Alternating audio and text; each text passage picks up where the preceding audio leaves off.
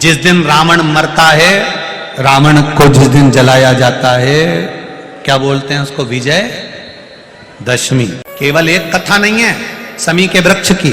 शमी के वृक्ष की 3 कथाओं को हमारे यहाँ शास्त्रों में वर्णन किया। विजय दशमी पर शमी के पत्र की बड़ी महत्वता हो,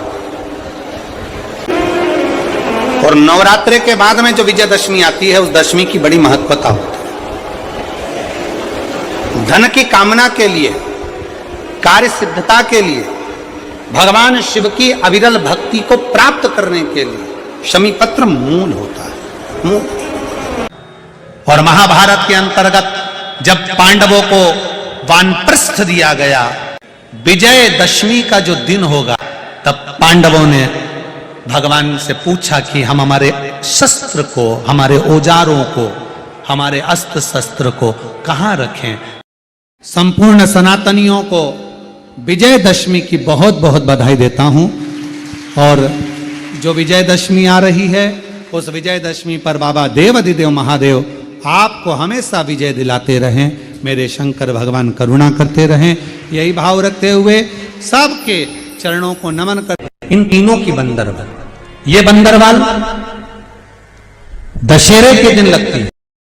आम के पल्लव, आम के पत्ते, पीपल के पत्ते और नीम के पत्ते, इन तीनों की बंदरवाल। ये बंदरवाल दसवीं तिथि को लगकर एकादशी, द्वादशी तक लगी रहती है, और त्रयोदशी के दिन इसको निकालकर विसर्जन कर दिया जाता है। ये जिस घर में लोग चिड़चिड़ प्रवृत्ति करते हो, क्रोध उत्पन्न होता हो, घर में सामंजस्य नहीं बन रहा हो, आपस में क्लेश बढ़ रहा हो, कोई किसी की नहीं सुनता हो, तब ये आम के पत्ते की, पीपल की और नीम के पत्ते की पल्लव बंदरवाल लगाई जाती है। ये दशहरे के दिन, दसवीं के दिन लगती है। दसवीं, एकादशी, द्वादशी और त्रयोदशी के दिन इसको निकाल दिया जाता है। महाराज, ये एक बंदरवाल, ये 4 तरह की बंदरवाल हमारे हिंदू धर्म में वर्णन करी गई है महाराज, जो दरवाजे पर लगाई जाती है। शुभ कार्य के लिए इसको लगाया जाता है। रामचरितमानस को उठाकर देखिए, बाबा लिखते हैं, राम जी महाराज जब रावण को मारने के लिए लंका पर चढ़ाई करते हैं, और लंका अधिपति पर जब चढ़ाई करने लगे, लंकेश पर, लंका पर जब चढ़ाई करी, तब भगवान शंकर उस जगह पर नहीं दिखे। तब मेरे राम जी ने शमी के पेड़ को प्रणाम करा और कहा, हे भोलेनाथ, आपको मैं शमी के वृक्ष में मानकर प्रणाम कर कर लंका पर चढ़ाई कर रहा हूं। और उस शमी के वृक्ष को नमन कर कर मेरे राम जी लंका पर चढ़ाई कर देते हैं, विजय प्राप्त करते हैं, जीतते हैं। और वापिस जब आते हैं, वापिस जब अयोध्या जाते हैं, तो मन में आया कि मैं अयोध्या के वासियों को दूं क्या? स्वर्ण बांटा। माता कौशल्या जी ने, माता कैकेयी जी ने, माता सुमित्रा जी ने स्वर्ण बांटा। राम जी से पूछा गया, संतों ने, साधुओं ने, तपस्वियों ने, ऋषियों ने पूछा, हमें स्वर्ण नहीं चाहिए, पर स्वर्ण की कीमत के बराबर कोई ऐसी वस्तु दी जाए जो स्वर्ण की कीमत से भी परिपूर्ण हो। तब एक शमी का पत्ता मेरे राम जी ने संतों को, ऋषियों को, साधुओं को दिया। एक शमी का पत्ता। आज भी जिस दिन रावण मरता है, रावण को जिस दिन जलाया जाता है, क्या बोलते हैं उसको? विजय दशमी। विजय दशमी के दिन शमी का पत्ता, अब इधर का नहीं मालूम इधर देते कि नहीं देते, पर हमारे उधर नियम है, शमी का पत्ता विजयदशमी के दिन आज भी लोगों को दिया जाता है। क्यों देते हैं? उसका कारण क्या है? क्योंकि राम जी ने स्वर्ण के आभूषणों के बराबर, हजारों स्वर्ण मुद्राओं के बराबर एक शमी के पत्ते की मूलता कही है, और शमी का पत्ता संत, ऋषि, साधु, गुरुजन को दिया कि ये मेरे शंकर का एक स्वरूप है। ये शमी का पत्ता नहीं, ये वैभव को प्रदान करने वाला, एक आनंद सुख देने वाला। केवल एक कथा नहीं है शमी के वृक्ष की। शमी के वृक्ष की 3 कथाओं को हमारे यहां शास्त्रों में वर्णन किया। दूसरी कथा महाभारत में वर्णन आता है, और महाभारत के अंतर्गत जब पांडवों को वानप्रस्थ दिया गया, तब पांडवों ने भगवान से पूछा कि हम हमारे शस्त्र को, हमारे औजारों को, हमारे अस्त्र शस्त्र को कहाँ रखें। तब भगवान कृष्ण ने शमी का पेड़ बता दिया। शमी के वृक्ष के नीचे पांडवों ने अपने अस्त्र शस्त्र उस शमी के पेड़ के नीचे गाड़ दिए। शमी के वृक्ष के नीचे अस्त्र शस्त्र को गाड़ा गया। जब वानप्रस्थ पूरा हो गया, पांडव वापिस आए, शमी के पेड़ के नीचे खोदा गया और खोदने के बाद अस्त्र शस्त्र निकाले गए और अस्त्र शस्त्र निकालने के बाद पुनः भगवान कृष्ण ने पांडवों को दिए। पांडवों ने उन अस्त्र शस्त्र की पूजन शमी के वृक्ष के नीचे करी तो भगवान कृष्ण ने कह दिया, आज आपने पूजन करी है, विजयदशमी का जो दिन होगा लोग अपने घरों में शस्त्र की पूजन करेंगे, शमी के पत्ती का स्मरण करेंगे, उसके घर में कभी संपदा की कमी नहीं होगी और वीरता का आनंद होगा। वो शमी पत्र है। शमी के पेड़ के नीचे हम क्या कर जाएं कि हमारी कामना सिद्ध हो जाए, या बेलपत्री के पेड़ के नीचे हम क्या कर जाएं कि हमारी कामना सिद्ध हो जाए। तो शिव महापुराण में और गणेश पुराण के अंदर एक बहुत सुंदर प्रसंग है। गणेश पुराण में जैसे दुर्गा का प्रसंग कहा गया, तो गणेश पुराण में शमी के पत्ते का वर्णन करा गया। तो उसमें स्पष्ट कहा गणेश पुराण में कि यदि एक लोटा पानी, एक कलश जल, उसमें चंदन घोलकर अक्षत के 5 दाने और पीपल के 2 पत्ते उसमें डालकर शमी के पेड़ के ऊपर उस जल को समर्पित कर आप अपनी कामना बोलकर जिस कार्य के लिए जाते हैं वो कार्य मात्र 3 दिन में सफल हो जाता है। मात्र 3 दिन लगते हैं। ये नवरात्रे जब पूर्ण हो तो दशमी जब तिथि आए, 9 दिन पूरे होने के बाद जब दसवीं तिथि आए, दसवीं दशहरा, नवरात्रि चल रही है, मान लो कर्जा बहुत ज्यादा मात्रा में हो गया हो,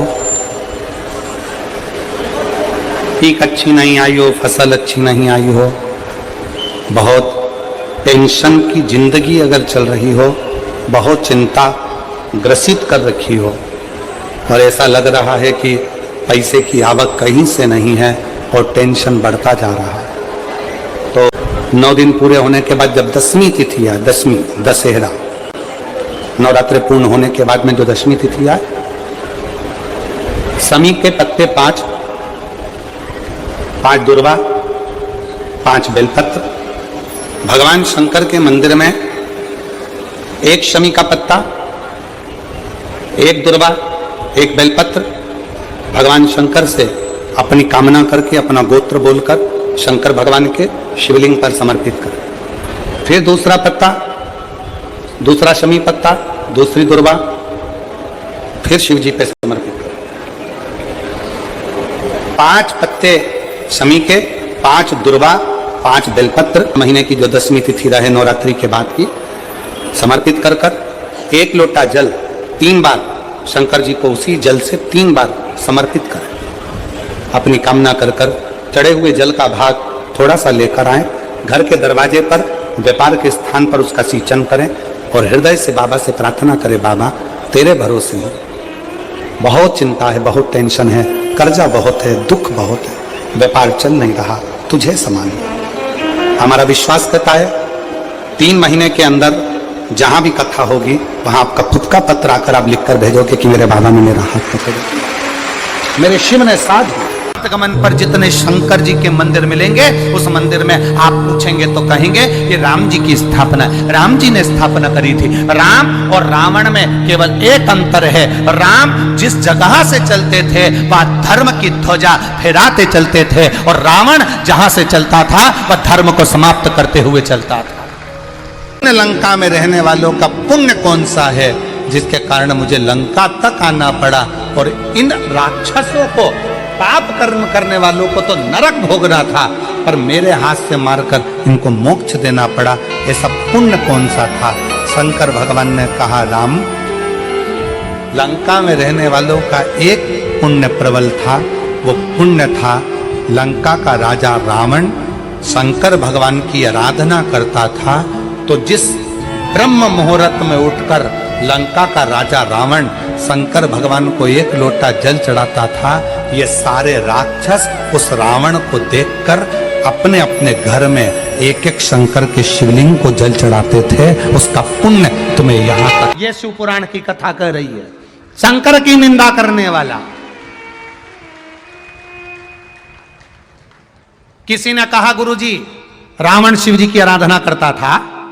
इस कथा को सुनने के बाद लोगों के मन में शंका आती है, रावण शंकर जी की आराधना करता था, फिर उसके घर में दिया जलाने वाला क्यों नहीं बचा? कारण क्या था? रावण शिव जी की आराधना करता था। एक बार भगवान शंकर सामने आकर प्रकट होकर कहे, रावण लंकाधिपति मांग तुझे क्या चाहिए? रावण शंकर भगवान से कहता है, तुम्हें क्या चाहिए? तुम बोलो। मेरे पास में लंका है, राजसी ठाट है, वैभव है, सत्ता है, मेरे पास बल है, मेरे 10 शीश हैं, सारे ग्रहों को बंदी बनाकर रखा है। शंकर भगवान ने युद्ध के मैदान में राम जी से युद्ध के पहले शिव जी ने रावण से कहा था, कुछ मांग ले मुझसे। रावण कहता है, ऐसे बानरों को तो मैं यूं ही निपटा दूंगा, तुम चिंता मत करो, ये वनवासी क्या करेंगे। शंकर भगवान से कहा, तुम्हारी मुझे जरूरत नहीं है, कुछ तो मांग ले। रावण कहता है, मुझे कुछ नहीं चाहिए। भगवान कहने लगे, अंतिम समय में मांग लेना। रावण कहता है, आप मेरे सामने ही मत आना। बस शिव जी तो इतना खिलवाने ही वाले थे, जब रावण के प्राण छूटे तब राम जी सम्मुख में शंकर जी के कहते हैं, आपका भक्त है, प्राण छोड़ने जा रहा है, आप कृपा नहीं करोगे? शंकर जी कहते हैं, उसने कसम दी है कि मेरे सामने ही मत आना, नहीं जा। सौगंध निभाते हैं भगवान। पांडवों ने सौगंध दी थी भगवान कृष्ण को, हम अंदर जा रहे हैं जुआ खेलने के लिए, चौसर खेलने के लिए। भगवान कृष्ण आगे आगे चल रहे थे। पांडवों ने हाथ जोड़कर कह दिया, आप अंदर मत आना, आपको सौगंध है हमारी। भगवान कृष्ण कहने लगे, कभी तो बुलाओगे मुझे अंदर? पांडवों ने कहा, जब तक तुम्हें बुलाया ना जाए तब तक तुम अंदर मत आना। शकुनी मामा हराते गया, हराते गया, हराते गया। जब दुर्योधन खेल रहा था तब दुर्योधन हार रहा था। जब दुर्योधन हारने लगा, शकुनी मामा को ले जाकर बिठा दिया, अब मेरी जगह मेरा मामा खेलेगा।